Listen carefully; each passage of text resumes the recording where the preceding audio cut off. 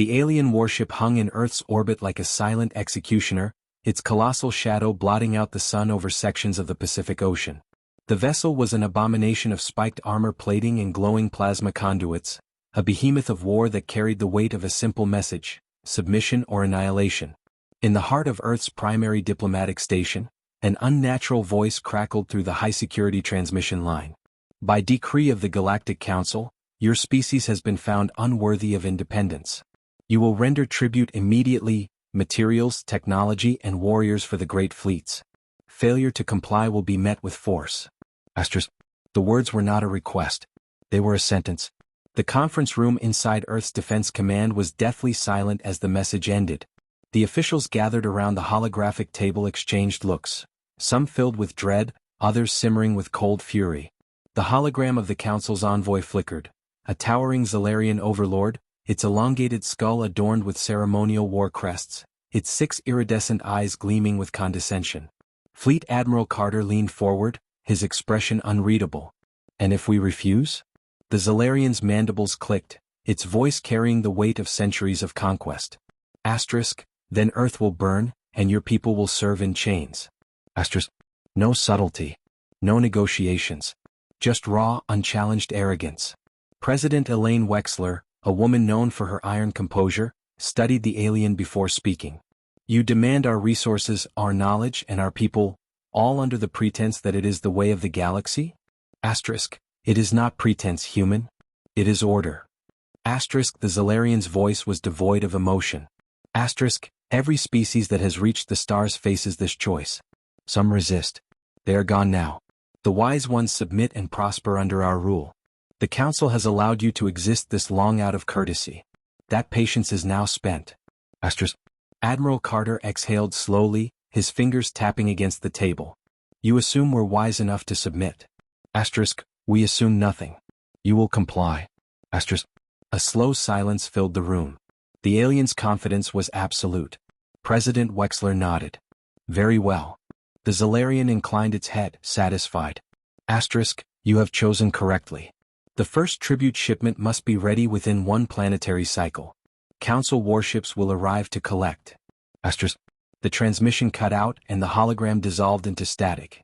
As soon as the connection severed, the room erupted. Madness. General Liu slammed his hand on the table. They expect us to roll over like some primitive species? More than that, Defense Minister Howard muttered. They expect us to be afraid. Wexler stood slowly looking around the table. When she spoke, her voice was calm, but edged with something deeper. They believe we have no choice. Admiral Carter leaned back in his chair, a slow smirk tugging at the corner of his lips. They have no idea what's waiting for them. The president turned to him. Timeline?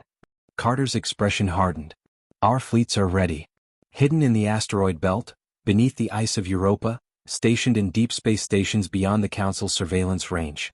We've spent the last 40 years preparing for this moment. Howard exhaled sharply.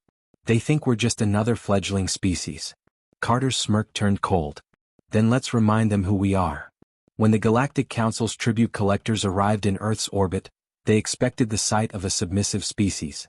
They expected freighters filled with tribute. They expected compliance. What they found instead was a fleet.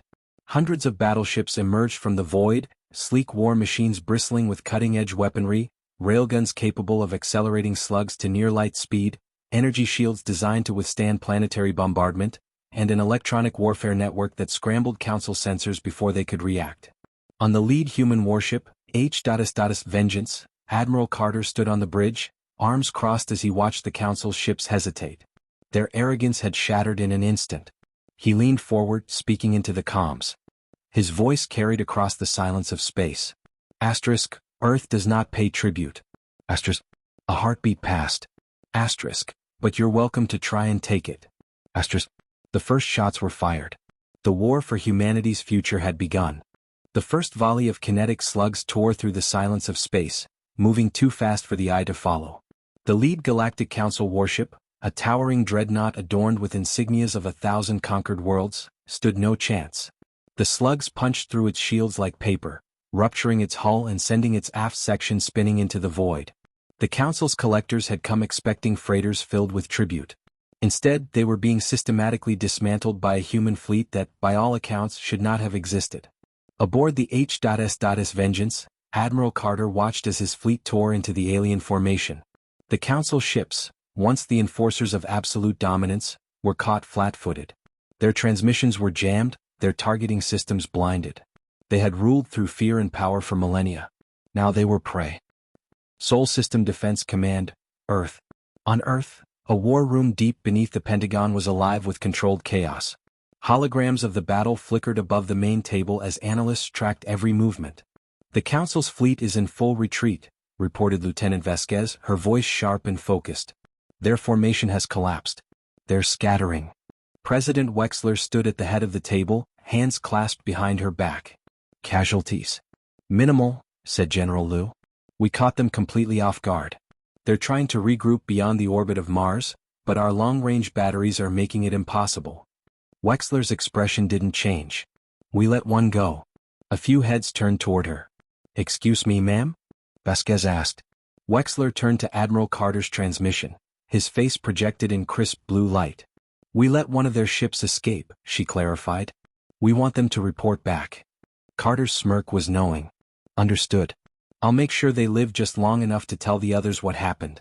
Deep space, edge of the asteroid belt ***. The last remaining Council vessel, a wounded cruiser barely holding together, was fleeing at full speed. Plasma leaks and shredded hull plating told the story of its failed attempt at dominance. It had been spared, but not out of mercy. Inside, the Zalarian commander clutched its side, dark violet blood dripping from between its claws. Its bridge was in disarray, sparks erupted from shattered consoles, and the remains of its security officers lay scattered around. "Get us out of this system," the commander snarled at its crew. The navigator trembled. "Hyperdrives are cycling, but—" A low hum filled the ship as their main comms flickered to life. A human voice cut through the static, cold and clear. "Run faster." The Zalarian turned toward the viewport. A single human warship, a destroyer, was trailing them at a distance. It did not fire. It did not move aggressively. It simply followed. Watching. A predator ensuring its prey carried a message home. The Zalarian's mandibles clenched. They had come expecting a meek, desperate species. Instead they had found a nightmare. The hyperdrive surged and the ship vanished into the void. The halls of the Council's high chamber were made of polished obsidian, towering above the clouds of a planet older than most civilizations. Today those halls were filled with tension. The Zalarian commander, still bearing the wounds of the disastrous engagement, knelt before the Grand Tribunal. The members, dozens of the galaxy's most powerful species, observed in cold silence. "You lost?" The Grand Arbiter's voice slithered through the chamber. The Zalarian's breathing was ragged. "The humans, we expected resistance. We did not expect failure." The commander clenched its claws. "This was no mere resistance. They knew we were coming. They prepared, their weapons, their ships. We were outmatched in every way." Murmurs rippled through the chamber. A Suthari noble, reptilian and draped in regal robes, leaned forward. "Impossible. They are a young race. They have no empire, no allies. Where did they acquire such weapons?" The Zalarian swallowed hard. "They built them." Silence.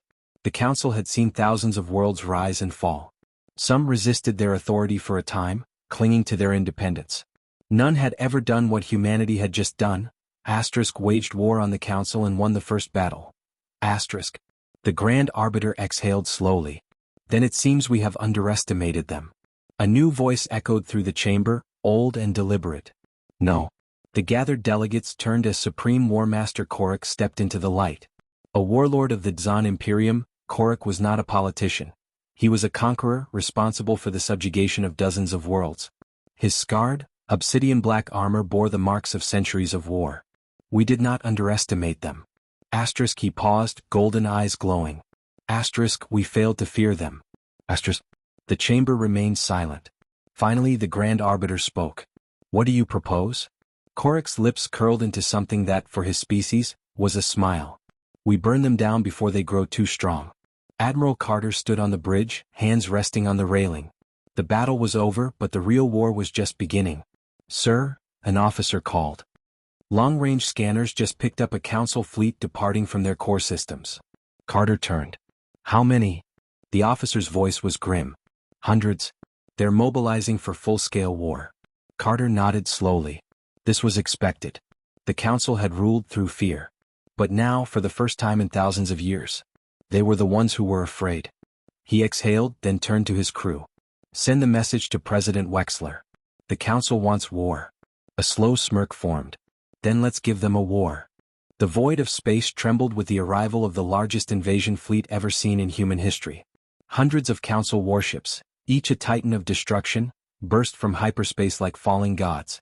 Their hulls gleamed with the battle scars of 1,000 conquests, their weapons charged with enough firepower to burn Earth and its colonies to dust. At their center, a dreadnought the size of a small moon loomed, its command bridge pulsing with eerie blue light.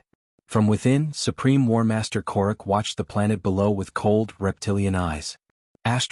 Engage planetary bombardment. No survivors. The war had begun. Earth's orbital defenses were ready. As soon as the first Council warships entered firing range, Sol's automated defense platforms lit up the dark with streaks of kinetic slugs and directed energy beams. Hypervelocity railguns, hidden beneath the lunar surface, roared to life, sending tungsten rounds straight through the shields of advancing dreadnoughts. The first wave of Council ships met a brutal reception. 3 cruisers disintegrated in seconds, their shields failing under the relentless onslaught. But the Council had come prepared. Their shields adapted, their formation shifted, and their return fire was apocalyptic. Massive energy lances tore through space, ripping into human frigates. Plasma torpedoes screamed through the void, detonating against orbital defense stations. The battle above Earth became a storm of fire and shattered metal. In the war room beneath the Pentagon, President Wexler stood with her military council, watching the carnage unfold on the massive holodisplay. "Status?" she asked, her voice steady despite the chaos. "Orbital defenses holding, but they won't last long," General Liu said, his expression grim. "We've taken losses, but our fleet is still in play." Wexler turned to Admiral Carter, who stood with arms crossed, his face a mask of cold calculation. "Your move, Admiral." Carter tapped into the fleet-wide comms. "All ships, execute Firestorm Protocol. Break them." From the asteroid belt, the real battle began. Human warships emerged from their hidden positions like wolves descending on wounded prey. The Council had focused its assault on Earth, never expecting the bulk of humanity's fleet to be waiting in ambush. From behind, heavy cruisers and battleships unleashed devastating broadsides, cutting through enemy formations with ruthless efficiency.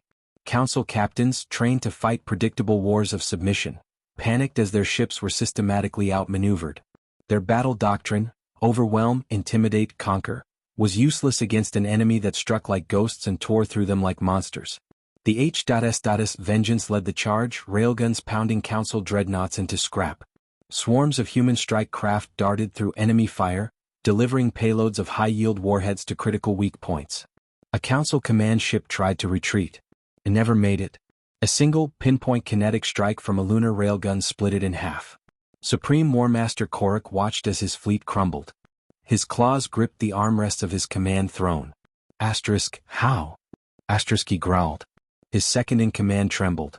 They fight like they knew this was coming. They had. Humanity had been preparing for this war long before the Council had even considered them a threat.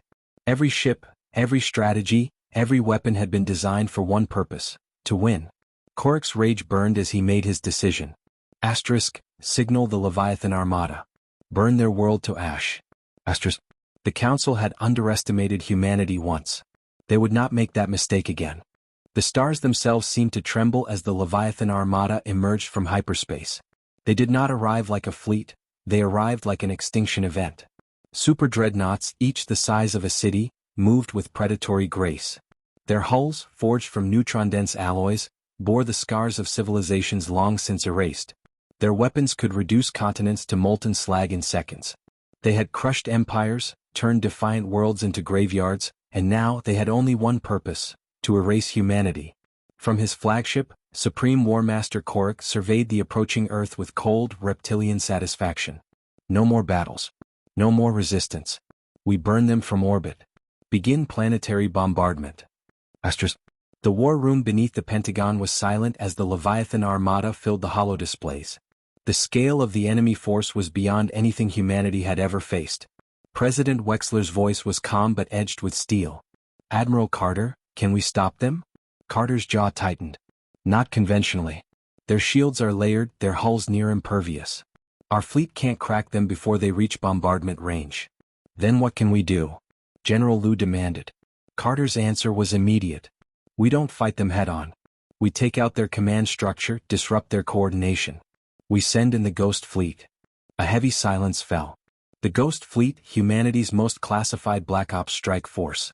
Ships coated in adaptive stealth plating, invisible to conventional sensors, armed with weapons designed to dismantle fleets from the inside. President Wexler's expression didn't waver. Do it. Carter turned to his officers. Deploy the Ghost Fleet. Their target is the enemy flagship. We cut off the head of the snake, tonight. Deep space, the Ghost Fleet launches ***. Like shadows slipping through the void, the Ghost Fleet moved unseen. Each ship a specter of war, each pilot trained for missions with no return. Their objective: infiltrate the Leviathan flagship and cripple its command systems before bombardment begins. Aboard the H.S. Revenant, Captain Elias Voss led the operation. His voice was steady as he addressed his team. You all know the stakes. The moment we fire, we break stealth and they'll come down on us like hell itself. So we make every shot count. A chorus of affirmations rang through the comms. No doubts. No hesitation. Then, like wolves closing on their prey, they struck. Aboard the Leviathan flagship. Alarms screamed as the first explosions rocked the ship's interior. Security teams rushed through the corridors, only to be cut down by human strike teams. The Ghost Fleet operatives moved with surgical precision, sabotaging power conduits, disabling critical shield systems, and hacking into the Dreadnought's AI core. Korik roared in fury as his displays flickered with chaos. Report. Massive internal breaches. We have enemy infiltrators. Korik's claws clenched. Seal the command deck. Activate emergency protocols. But it was too late. From deep inside the ship, Captain Voss and his team reached the reactor chamber. His explosives were already set. He activated his comms, transmitting directly to Admiral Carter. Charges set. We're lighting the match. Understood, Carter replied. Detonate and get the hell out of there. Voss exhaled. See you on the other side. He pressed the detonator. The fall of the Leviathan. A chain of explosions erupted from within the Leviathan flagship, ripping through its core systems. Power flickered, shields failed, and in an instant the most powerful warship in the Council's history became a dying warship. The Ghost Fleet vanished back into the void as fire consumed the Dreadnought from within. On his command deck, Korik stared at the flames licking the walls around him. His empire had never known fear. But in his final moments, as the human fleet turned its guns on the rest of the Leviathan armada, Korik realized the truth. The humans were not prey. They were the reapers of empires. And they had just begun.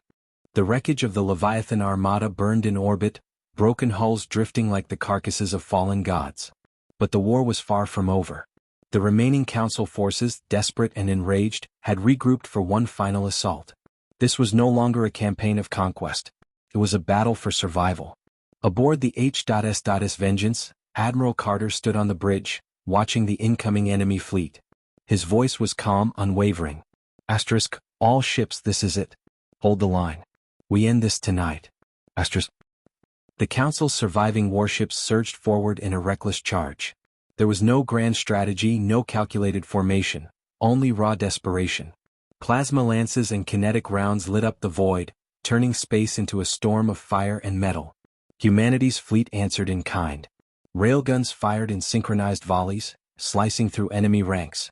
Missile frigates rained hell upon the advancing dreadnoughts, detonations rupturing hulls with pinpoint precision.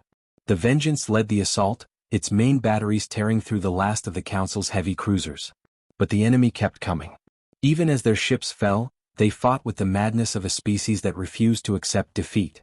Multiple incoming signatures, shouted an officer. They're pushing for Earth's atmosphere. Carter's eyes darkened. Not a chance. He opened a direct line. Project Ragnarok, fire at will. Earth's final defense, Project Ragnarok. Deep beneath the Arctic ice, humanity's last secret weapon awakened. The ground trembled as an array of supermassive railguns, built into the planet itself, adjusted their trajectories. In a single synchronized strike, the Ragnarok cannons fired. Hypervelocity slugs, moving at near-relativistic speeds, tore through the remaining Council fleet. The impact was biblical. Warships shattered instantly, their armor useless against the sheer kinetic energy of Earth's wrath. The final dreadnought, its engines crippled, began to drift toward the planet, flames consuming its structure. Inside, the last remnants of the Council's command realized the inevitable. They had lost. The end of the Galactic Council. On the shattered bridge of the Vengeance, Carter watched as the last enemy vessels crumbled. He exhaled, his grip loosening on the rail. "Sir," an officer said. "The Council fleet is gone. It's over." A long silence filled the bridge. Then Carter gave a single nod. Transmit to all forces, victory confirmed. Across the system, cheers erupted. Humanity had done the impossible. They had not only survived, they had won. President Wexler's voice came through the comms. "Admiral, prepare a transmission to the surviving Council worlds." Carter smiled coldly. "Message?" Her response was simple. The age of tribute is over. Now you answer to us." The Council's throne world stood silent. Once the center of galactic dominance, its towering spires and endless chambers now felt hollow, stripped of their former power. The Grand Arbiter, the highest authority of the shattered regime, sat motionless in the Great Hall, his clawed fingers gripping the armrests of his throne. The transmission had just finished playing. The age of tribute is over. Now you answer to us." For the first time in millennia, the rulers of the galaxy were the ones being ruled. The human fleet moved methodically through the remains of the Council's empire. One by one their strongholds fell, not through brute force but through sheer inevitability. Defections spread like wildfire. Systems that once swore loyalty to the Council now opened their channels to Earth, pledging allegiance to the new order. The message was clear: resistance was futile. Human diplomats, escorted by fleets that had proven their dominance, arrived on every major world. There were no demands for tribute, no calls for servitude, only a single offer: join the new alliance or stand alone in a galaxy that no longer belonged to the old powers. Few chose the latter. Vengeance, Council Prime Orbit. Admiral Carter stood on the bridge, watching as dropships descended onto the planet below. What had once been an untouchable seat of power was now under Earth's watchful eye. He turned to his officers. "Status." "Council forces on Prime have surrendered," an officer reported. "Their leaders are requesting terms." Carter smirked. "They're about a war too late for that." Moments later, the transmission from the Council chamber appeared before him. The Grand Arbiter, once a figure of supreme authority, now looked diminished. His voice was slow, careful. What do you want?" Carter crossed his arms. "It's simple. No more forced tributes. No more conquered worlds. The Galactic Council is over. There's a new order now." The Arbiter's mandibles twitched. "And if we refuse?" Carter leaned forward. His tone was calm, but the weight behind it was absolute. Then you become the past." A long silence stretched between them. Then slowly the Arbiter bowed his head. "We understand." It was over. A future forged in fire. Humanity had done what no species before them had dared. They had taken on the most powerful empire in the galaxy, and won. But they had no intention of becoming the same tyrants they had destroyed. Instead of ruling with fear, they built alliances. Formerly oppressed species were given sovereignty. Trade routes flourished. Military fleets now patrolled not as enforcers but as protectors. The galaxy had been forever changed. As Admiral Carter stood on the bridge of the Vengeance, watching the stars, he allowed himself a rare moment of reflection. "We were never meant to be rulers," he murmured. "Just survivors." President Wexler's voice came through the comms. "And yet here we are." Carter smiled. Humanity had fought for its right to exist. Now they would fight for something greater. Better galaxy. And they would win that war too.